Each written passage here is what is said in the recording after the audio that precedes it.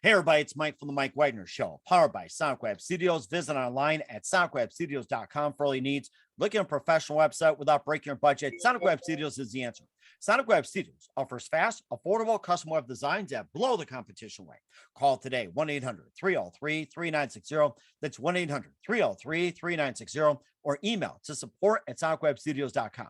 Mention the Mike Wagner Show, get 20% off your first project. SoundWeb Studios, take your image to the next level. Also, time to give official shout out to our official sponsor of the Mike Wagner Show, international warring author Mia Molson-Zia. If you love fast-paced mysteries, you love Missing by Mia Molson-Zia, available on Amazon and paperback and ebook. Missing is fast-paced and intriguing with an unforgettable twist. Takes place in 4 countries, 2 strangers, 1 target, where truth is an illusion and those you love will be the first to go missing. It's available on Amazon and paperback and ebook.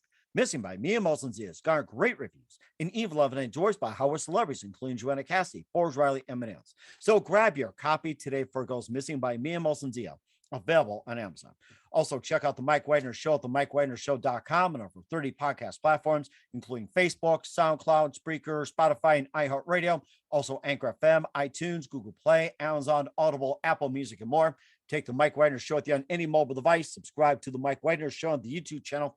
Follow the Mike Wagner Show on Instagram and Twitter today. And for great gift ideas 24/7 for family, friends, and loved ones, go to Amazon.com and check out the Mike Wagner Show podcast. T-shirts, pop sockets, throw pillows, tote bags, lots of great gifts 24/7, 365, including family, friends, loved ones, and your lovely pets. And for more great gift ideas, go to Amazon.com/Mia Molson-Zia for great books like Missing, Once, and Wrinkles. Also T-shirts, pop sockets, phone cases, and more. Amazon.com/Mia Molson-Zia. Check it out today. Also support the Mike Wagner Show on Anchor FM, along with PayPal and the MikeWagnerShow.com. Make sure you give generously today. We're here with a terrific lady who is a drummer for a Los Angeles-based band called Paradise Kitty, which is similar to Guns N' Roses. And she also played with Cockpit, also Femme Fatale, and quite a few as well, too. She's an amazing drummer, and she's been compared to numerous as well in the industry. And not only that, she's also worked in the music industry for a number of years, and she'll talk more about that. And live, ladies and gentlemen, from the Plus Studios in beautiful downtown Los Angeles, the amazing drummer of Paradise Kitty, Rachael Rine. Rachael, good morning, good afternoon, good evening. Thanks for joining us today. Thanks for having me. I'm happy to be here. Well, it's great to have you on board as well, too. So you're the drummer of Paradise Kitty, which is similar to Guns N' Roses, which is certainly amazing and perfect, by the way, for you cat lovers out there. And you also play with Cockpit, Femme Fatale, and quite a few more. You also worked in the music industry for a number of years, along with some drumming and just great stories to tell. We'll talk about those. And before we get into all that, Rachael, tell us how I first got started. Well, I mean, first got started as a musician. I think it's really something that you're born into that, lives deep inside your veins and in your soul. So it's just when you decide to answer the calling. One of my earlier memories was of fighting with my brother over the stereo because he wanted to look at Star Wars Storybook Adventures. And my dad had this tape that I was obsessed with. And it had like green paint or something on one side that had splashed on it. And so I knew that if I put it in the tape deck and I could see the green paint and I knew how to hit rewind and play, those were the only 2 buttons I knew, that I would rewind and I would hit play because it had to start with my song. Now, I was probably 3.5, and I remember this memory, and I'd put my song in, I'd hit rewind, and I'd hit play, and it was the Beatles' White Album, and it had to start with Back in the USSR. That was my gosh, wow, I love that album. I had to hear the airplane coming in, the no. And to this day, that song just puts the biggest smile on my soul, because that's my first memory of falling in love with music. And wow. I would play the album and I would go sit in front of the speakers and just put my head in the speakers and just listen. And that was, that to me was playing, was just sitting and listening. So so that's basically, I guess I got started young. I had parents that listened to good music, and it just, my brother wanted to listen to Star Wars and I had to listen to the Beatles, and that was it. Well, I was gonna say, I think you could have done like a Star Wars fight with the Jedi swords, and have like Ringo's sticks or something, or maybe Paul's guitar, and then you could have Darth Vader say, "Paul is not dead." Well, at 3-4 years old, I would then also listen to I Love Rock and Roll from Joan Jett. Mhm. and I would dance on the coffee table, and I'd get in trouble for it because, you're 3, 4 years old. You shouldn't be standing on a coffee table. You could fall. And I'd wait till nobody was looking, and I'd put Joan Jett on, and I'd jump on the coffee table and rock out. It's just, being a musician isn't just something you do. It's a part of who you are. And I think that that's just like innate in you, or it's not. So. Mhm. And also you talked about music as well too. I was going to ask you what was that precise moment, but besides jumping on coffee tables and dancing, and also listening to the White Album at 3.5 years old, how'd you first get involved with drumming, which is rather amazing you're doing? Well, drums were everything in my life was music except for my career choice. And I, at the time, I mean, I started college when I was 15. I started young. I just Oh, wanted to wow. be done with it and get out of there and get out of my small town and do other things. But I didn't know what I really wanted to be or what I wanted to do. I just knew I wanted out, and I wanted bigger and better and different. And music was always everything except for that. Hmm. And you know, by the time I finished high school, I was in high school and college simultaneously. And by the time I finished high school with a year and a half, almost 2 years of full-time college student already done, I took a semester off because I just kind of really burned myself out. And in that semester, I had a dream that I was on stage playing drums one night. Huh. And I always loved the drums, and my best friend and I would joke about getting instruments and starting to play, but we never actually did it. And in our little town, it just these things weren't as accessible, And so I had this dream that I was on stage playing one night, and she had us that we were playing together, like in this arena. And I remember looking over on stage, and we saw each other, and we were like, "Wow, we did it!" And I woke up to the phone ringing, and it was her. And she was like, "Oh my God, I had the craziest dream." And I was like, "I just had the craziest dream." And we both had very similar dreams the same night. And we took it as a sign. And during that time off, I grew up in New Mexico, but I was visiting family in Annapolis, Maryland, just for something different to get a new perspective on life. And I literally that day booked my flights home for a week later. And we found this little teeny tiny apartment in Santa Fe where someone told us that we could make a lot of noise, and right off Canyon Road in the middle of all the galleries. And we literally lived in this small studio apartment, the two of us. We bought bunk beds so a drum kit could fit in there. Oh my gosh. And I was 18 at the time. Mhm. And I never went back to college. My break turned into, I'm going to be a musician. I started a little later than a lot of kids, but we all have our own strange. I started some things later. I started other things much earlier. So Mhm. we all have And our that's a really amazing story. And who are your favorite drummers growing up? um well, I mean, one of my largest drum influences, I thought Tommy Lee was like the coolest thing since sliced bread, but the person that really influenced me the most was Randy Castillo. And Really? Randy, I'm not sure how well you know who he was, but he played with Ozzy. He used to play with Lita Ford. He played with the Motels. He did a number of things, most known for his time in Ozzy. And when Tommy Lee left Motley Crue, he replaced him in Motley Crue. But Randy was, I grew up in a small town in New Mexico, and Randy grew up an hour up the road. Huh. So he really influenced me even long before I played drums, because in a small town, people tell you like, you can't do that. You're from here. What makes you think you could like do that or do this? Or, you kind of got this sense that you were limited by your environment. Mhm. And, I remember being in the 5th grade, and our teacher was talking to us about thinking about colleges one day. And I remember thinking to myself, well, that guy from Albuquerque plays with Ozzy. And if he could do that, why can't I go to college out of state? Why can't I do things beyond this 100-mile radius? So he really influenced me a lot. And when I moved to LA, we became friends. And Nice. he was just such a gem of a human, and he really looked after me. He'd like find me at the Rainbow or some party in the hills or a show, or whatever, where everyone was hanging out at. We'd run into each other a lot, and he'd come up to me and be like, "Hey, Rachel, did you play your drums today?" I'd be like, "No, not today, Randy." He'd be like, "Oh, okay, cool.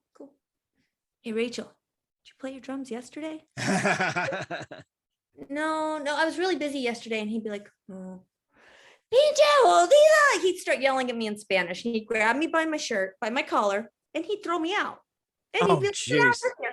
He'd be like, I don't want to see you unless you've practiced. You have no right being here and hanging out with all of us unless you've done what you came to do. So don't get caught in the LA spin. Do your job. Make me proud. Go home and practice. I don't want to see you out at a party unless you've practiced that day. Hmm. And I, it was I cool. He like kept it. that. I like that. That is so amazing. Since we also were on that subject too, and feels as being one of your influences. How about your thoughts on Ringo Starr? What do you place him like in your top 10 drummers and all that? Ringo makes really interesting choices, and I love that. I love he does things that you wouldn't. I was having this conversation like probably about a month ago with the drummer Kenny Aronoff. Oh, yes, that's Wait, right. John Cougar Mellencamp. He was Yeah, excellent. yeah. There was some Beatles song in the background, and Kenny's like, I would have never thought to go there, and I was like, I wouldn't have either. That wouldn't have been where my feel went. So I love that he made interesting, different choices than most guys or girls would have made. So Mhm. And it's rather interesting as well too. And how about some other favorite singers, songwriters, and musicians growing up? um well, I was raised on 60s and 70s rock from my parents. And then, I came about at the very like dying end of all the hard rock stuff in the 80s. And I'm a rock and roll girl. I love rock and roll, but my ears are open. I mean, I sometimes listen to the classical station. You know, I love anything that's different, that is outside of the box. I also love a great hook. I love a straight rock and roll song. It's just I love music, so it's all available to me. I don't have to only like shades of red, you Hmm. know. So Hmm. although I may have had my blue phase, I also I do dabble with other colors. Oh my gosh. Yeah, that is something. You also worked in the music industry for a bit. And of course, drummer of Paradise Kitty, Cockpit, Femme Fatale, and more. We'll talk about those in just 1 minute. But first, to listen to the Mike Wagner Show at the MikeWagnerShow.com, powered by Sonic Web Studios. Visit online at SonicWebStudios.com for all your needs. Looking at a professional website without breaking your budget, Sonic Web Studios is the answer. Sonic Web Studios offers fast, affordable custom web designs that blow the competition away. Call today, 1-800-303-3960. It's 1-800-303-3960 or email to support@sonicwebstudios.com. Mention the Mike Wagner Show, get 20% off your first project. Sonic Web Studios, take your image to the next level. Also, time to give official shout out to our official sponsor of the Mike Wagner Show, international warring author Mia Molson-Zia. If you love fast-paced mysteries, you'll love Missing by Mia Molson-Zia, available on Amazon and paperback and ebook. Missing is fast-paced and intriguing with an unforgettable twist. Takes place in 4 countries, 2 strangers, 1 target, where truth is an illusion and those you love will be the first go missing. It's available on Amazon and paperback and ebook. Missing by Mia Molson-Zia has garnered great reviews and even loved and endorsed by Howard celebrities, including Joanna Cassidy, Forbes Riley, Eminem. So grab your copy today for Girls Missing by Mia Molson-Zia, available on Amazon. Also, check out the Mike Wagner Show at the MikeWagnerShow.com and over 30 podcast platforms. Take us with you on any mobile device. Subscribe to the Mike Wagner Show on the YouTube channel. Follow us on Instagram and Twitter today. And for great gift ideas, go to Amazon.com and check out the Mike Wagner Show podcast. And for more great gift ideas, go to Amazon.com/Mia Molson-Zia for great books and merchandise and more. Amazon.com/Mia Molson-Zia. Also, don't forget to support the Mike Wagner Show on Anchor FM, PayPal, and the MikeWagnerShow.com. Make sure you give generously today. We're here with the drummer of Paradise Kitty and also worked in the music industry and just an amazing lady, Rachael Rine, here on the Mike Wagner Show. And before we talk about your Paradise Kitty, also playing with Cockpit and Femme Fatale, you've been in the music industry for quite some time. And tell us more about it. And I love hearing these stories about the industry in case anybody wants to get in it. Well, when I first moved to Los Angeles, I felt like I wanted to know the business that I wanted to be in. And I thought that was the smart thing to do. So my very first job here was working at Cherokee Recording Studios, which is an old legendary studio. Like part of Bowie's Changes was recorded there. The Beatles recorded there, all the early Steely Dan albums. A lot of stuff happened in those walls. And it was wild. Cherokee was a rogue. It was a pirate ship, and we had. Oh my gosh. It was pretty wild. The time there, anyone that ever worked at Cherokee Studios, there's you come across people, they're like, you worked at Cherokee? I worked there, it, like, shaped my life. So I really only officially worked there for about 6 months because a lot of times we didn't get paid, and Oh my it gosh. was it was a pirate ship. So, but at the same time, you know, if I needed a tire changed, I'd call the kids I worked with at Cherokee and they'd come change my tire. Like, we were all in it together. And some of the things that went on to influence my career the most came from my time at Cherokee. Huh. So it was interesting. It was lovely. That's how it started. And then I went on to indie record labels, management companies, booking agencies, major record labels, did my time there, worked in marketing, rebuilt and managed other recording studios. I kind of did a little bit of everything. And as a musician, I've always done both, so I've always, managed to find later on jobs that afforded me the flexibility to do both and to still tour. And I kind of enjoy doing both. It's a lot of fun for me. Very interesting. What was the most challenging project you've ever done in the music industry? Ooh, so on the business side, Yes. trying to be a musician at the same time. Oh, I mean, back in my days of, being like Jimmy Iovine's assistant, who's one of the most powerful man in the music industry, basically. I was at my desk for 70 hours a week, Mhm. and I would, at the time I was, Cockpit was my band, and we'd rehearse 3 nights a week. So, I remember them sitting in a rehearsal room deep in Van Nuys waiting for me to turn up for hours because I never knew when I'd get to leave, and me turning up just exhausted on no sleep, like years of no sleep, and turning up and like running through a song and falling asleep between songs and waking up and playing a song, falling asleep between songs, I think it makes a great act right there too. It's like, you do your thing, go to sleep, do your thing, go to sleep. like call the band Narcolepsy or something. I don't know. Oh yeah. Or apnea or something. Yeah. Nap time. Yeah, there you go. But it just really like finding the like whatever, being a musician, it's not this, like, maybe some people from the outside think it's like all big parties and lots of money and all these. You have to really love what you do, because Mhm. it's quite oftentimes unrewarding. So you have to really love what you do, and you make a lot of sacrifices in life to do that, whether you're sacrificing, as a kid riding your bike with friends on a Saturday or sitting in your bedroom playing guitar. Like, you have to practice, you have to work, you spend a lot of time alone working on things, you have to be able to work with other people in an intimate setting that aren't an intimate partner. So like it's just, like being in a band, it's like being married to 3, 4, 5 other people, and Sounds like Fleetwood Mac. It's like they change partners all the time. And then you got the Starship. It's like, Grace Slick has been with just about every guy except for Marty Ballin. I've heard the story where it's like that was the only time they didn't get along. So I know how that goes. So yeah, well, I mean, Fleetwood Mac and Jefferson Airplane, Jefferson Starship, they all crossed those boundaries. So they had makeup sex. We didn't. So when there's a fight, you got to figure out how to fix it. There's no like throwing it to the wind. Oh, exactly. What was like the funniest story you ever been involved with in the music industry? Like maybe with a band, a client, or just like a funny moment that you just remember, you just like to share with everybody. It's not really, this one's not really, I guess mistaken identities were pretty funny. Like when I was working for Jimmy, this guy kept calling, and it was out of context at the time. Oh And he wow. kept calling and he kept calling, and I was like, this name's familiar, but who is this guy? This guy Steve keeps calling and keeps calling. And so one day I asked the other assistant, he called, I talked to him on the phone a dozen times in a couple days, and I asked the other assistant, I was like, who does this guy manage? Like, who's he affiliated with? What agency? What deal is this Jimmy's doing? Because my mind is totally escaping me. Who is Steve Jobs? Oh. And she looked at me.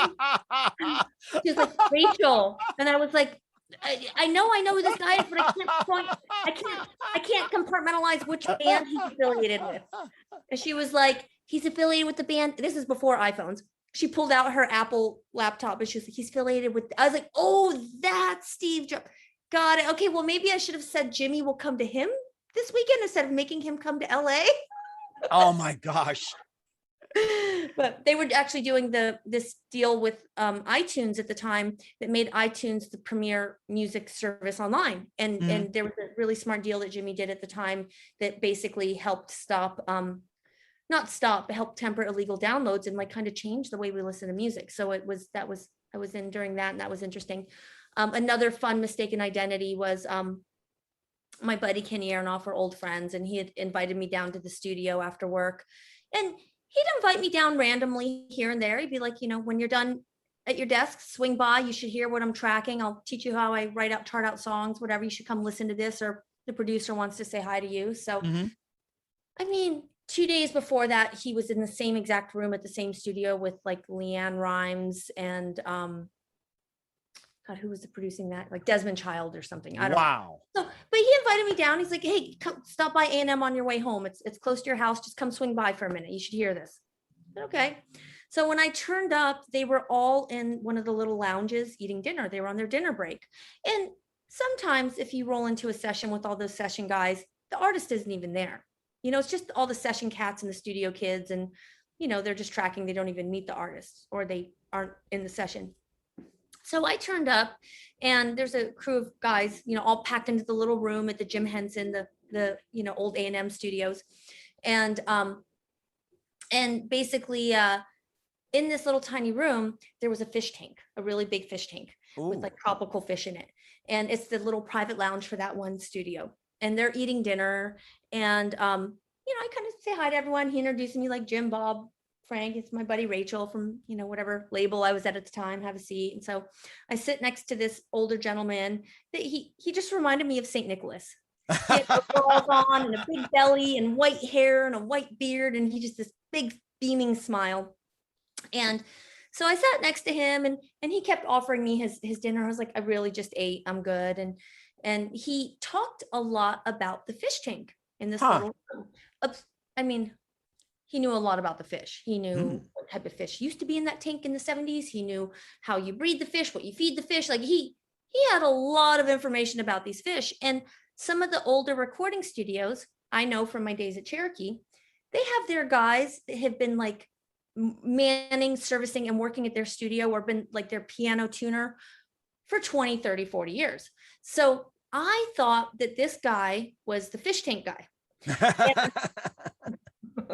And so I thought he was the guy that cleaned the fish tanks, and all the session guys knew him because they've been at the studio for 20 years working there, and they're all just having dinner together on their break. No big deal. So we joke around and finish his dinner, and the guy was like, it's dessert time. And he was like, you have to break bread with us. Will you please share my tiramisu with me? And I was like, sure, we'll share dessert. So, then they're getting ready to go back into the session, and I went to use the ladies' room. And when I came out of the ladies' room, the producer, John Shanks, came out of the studio to get something. And he stopped me in the hallway and was like, Rach, it's been a while. How you doing? What are you working on? He was like, what do you think of Joe Cocker?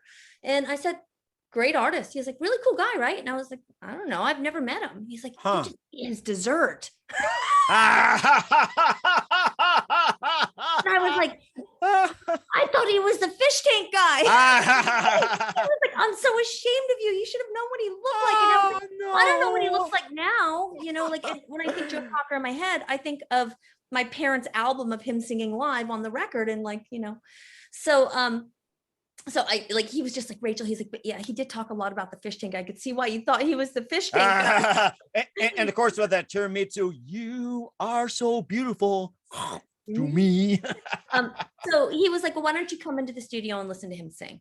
So when we went into the studio, it was no longer all the musicians on a dinner break. All of a sudden, like the wives were there, and the manager and the business manager and the label person. And it's like, then everyone's there, and they're all doing their weird little dance around the artist, like that strange, it's like, the king put the crown back on, and here's his court entertaining. Oh, yes, I know how it is. So, but in that little lounge, it was just all the musicians who have been sweating together all day, having dinner, talking about life, so we go into the studio, and then it's everyone's like, here, like, let me open the door for you. And they're all like dancing around him, doing the whole dance. Oh my gosh. And so he goes into the live room, and they hit hit record and the music starts playing and he throws his arms back and his belly out and he's like, wailing. And I was like, holy smokes, that's Joe Cocker. Wow. I left and I called my parents and my mom was like,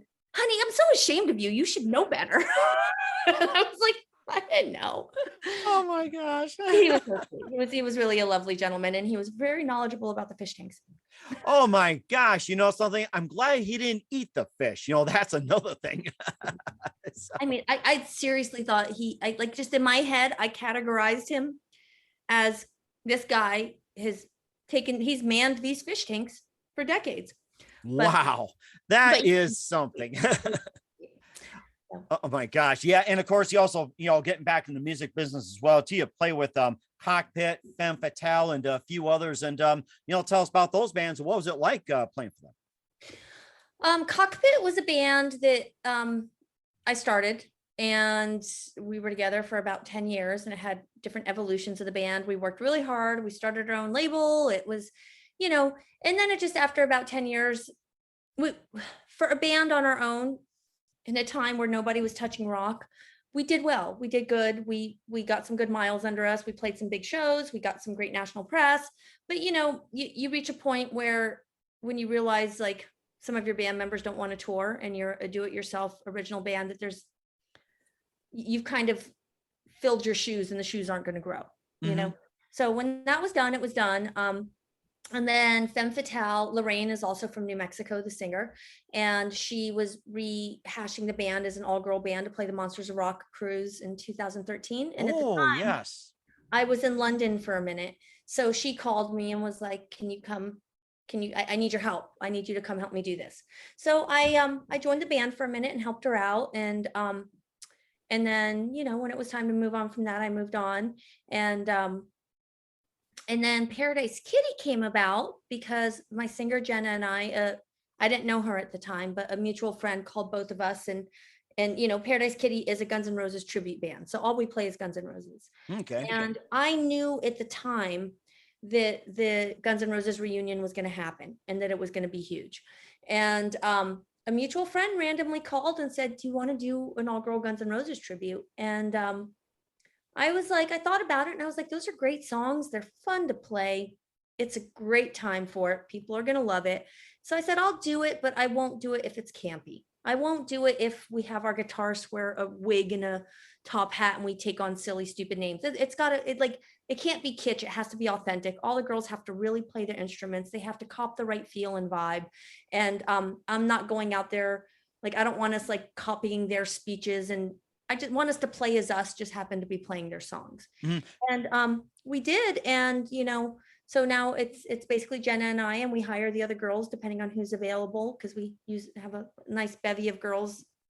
And we've done some cool, fun stuff. We've played, I think, like 5 of the Monsters of Rock cruises. We just did the Chris Jericho Fozzy cruise. We just played the Monsters on the Mountain Festival. We've headlined a tour of Australia.